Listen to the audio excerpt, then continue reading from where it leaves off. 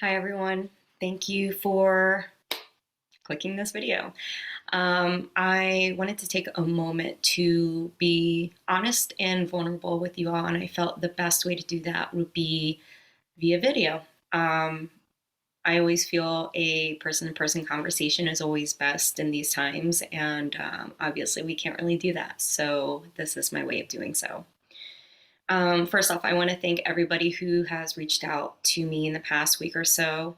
Um, For those of you who do know, I have been struggling with back to back panic attacks. I do struggle with PTSD, but I haven't had a succession of panic like this in a very, very long time. And especially with a young daughter, it can be very terrifying. Um, on top of that, my grandmother, who was essentially my mother, passed away last Christmas Eve. So this has been a foggy time for me. Um, you know, I know myself well enough to know that my panic attacks are my body's alarm system. Um, when they go off, it's telling me something, and I needed to take the space off social media, and I will be continuing to do that to wrap my brain around what is going on with me. Obviously, grief is a component and maybe the catalyst, but it is not the center of why I'm having these panic attacks. I realize that in my work uh, as a spiritual practitioner and provider, um, a lot of what I do help guide people through is also anxiety and panic and deprogramming. And so when I offer this help to you, it's not something I've necessarily read out of a book and I'm just relating or relaying to you. It's something that I have gone through the processes myself. And currently I'm going through a new chapter. Um, I'm really grateful for the mental health advocacy there is now, especially in the spiritual community. But there is a component of it that I think we don't talk about enough. And I feel it's important for me to be raw and honest with you all about my own shadow around this panic. And I think this is why it's coming up.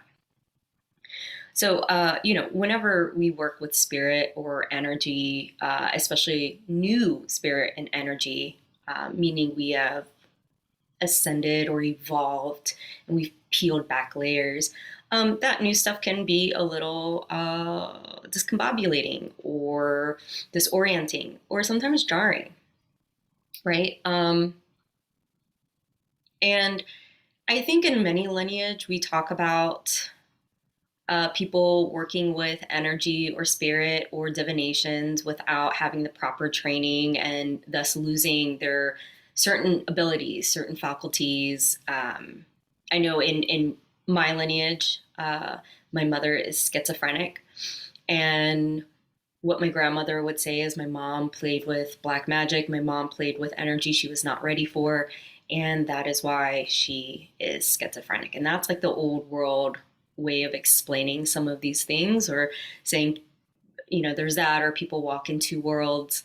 Um, but outside of it, there's no true explanation or deprogramming around that.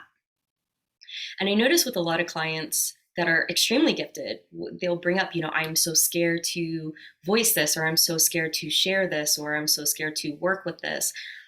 And, sometimes when we work with something sacred, there is a level of fear, of reverence we should have, but not necessarily fear. But a lot of that fear is around losing it or coming off as crazy.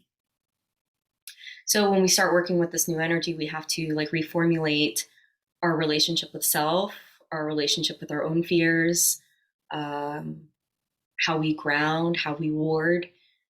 And I'm just in that place right now. Um, One of my deepest fears is becoming my mother. My mom is an extremely gifted, my biological mom is extremely gifted. Um, and when you have been in the presence of somebody with Alzheimer's, which my great grandmother had, or schizophrenia or dementia, it is terrifying. And I just don't want that for myself. But I need to redefine what that means to me and what safety looks like. And my grandmother has always been my anchor and my safety. When I had my panic attack with my daughter, it was the most out there I'd have ever been and out of control I ever felt. And I I feel that this was a catalyst for me to redefine and formulate my own relationship with that fear. And I think it's an honest one. I think a lot of us don't share our experiences because we are scared people will think we're crazy. Though a lot of it is sacred and should be kept close to the chest, I think we can also um, really experience connection and joy through sharing. And that's part of the reason why I wanted to start up story weaving or weaving the mystery, the story time. And I'm going to continue to create that. Um, so I think that this is just work that I need to do without so much noise. And that is why I am taking time off of social media.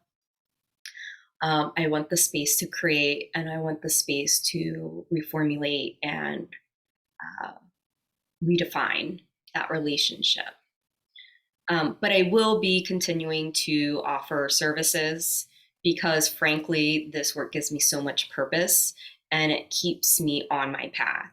And honestly, in my own research of formulating what I'm already creating, curriculum that I've talked to many of you about, um, whenever I come out of a session, I always have an aha moment and I tweak it to fit your needs. So I am going to be heavily discounting my offerings. Heavily may be relative, but I'm not a fan of discounting my offerings in general because I put a lot of time and energy into these sessions.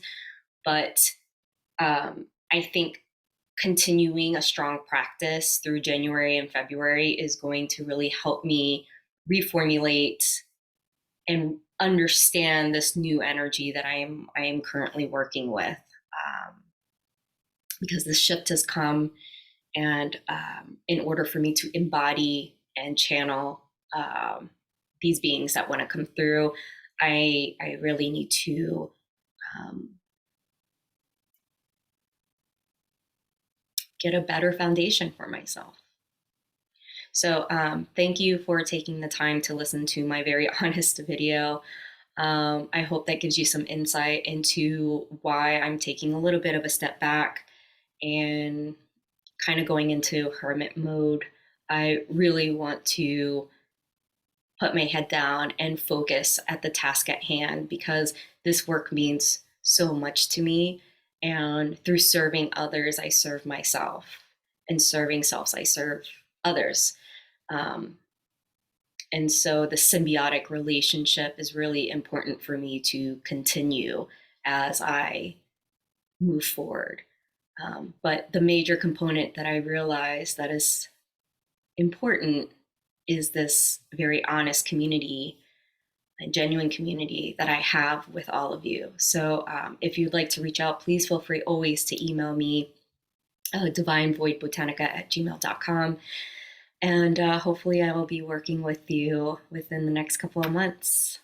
Enjoy your new year and love to all of you.